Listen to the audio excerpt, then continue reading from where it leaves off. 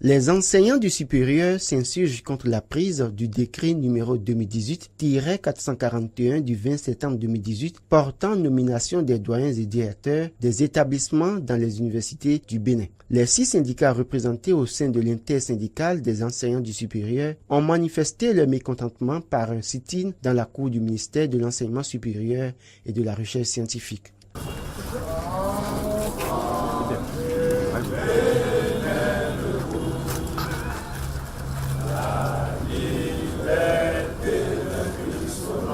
Ici, pas de slogan hostile, pas de bruit de vuvuzela, pas de bruit de gong. Un sit-in, des sommités de la connaissance, ça se sent dans la manière. Il faudra attendre l'arrivée de Kassamampo de la CSTB et le secrétaire général du SINAPRIM pour que ça crie un peu. Touche pas mes acquis!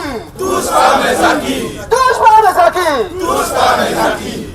Non à la nomination dans les universités nationales du Bénin! La nomination des chefs d'établissement! Vive le Bénin! Vive le Bénin! Des bidons d'eau pour étancher la soif des manifestants qui sont assis sous le soleil. Mais ceux-ci, sans être approchés pour être servis, refusent déjà, signe de leur mécontentement.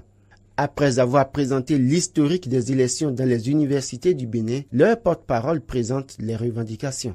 Enfin, les enseignants du supérieur réaffirment qu'ils sont convaincus que le gouvernement peut faciliter le dénouement de cette grave crise en acceptant deux petits 1.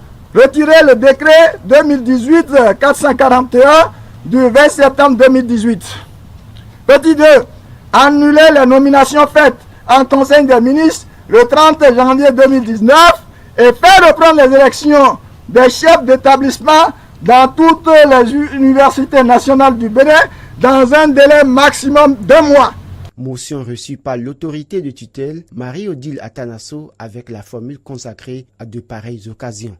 Nous allons déposer le document au gouvernement qui a pris acte de vos revendications et nous allons y réfléchir. Nous sommes tous ensemble pour bâtir ce pays, pour assurer une formation de qualité à la jeune génération. C'est ça le plus important. Je pense qu'ensemble, nous allons construire ce pays. Je vous remercie. Bien malin qui pourra envisager la suite de cette crise qui vient de naître et qui n'épargnera pas la jeunesse estudiantine.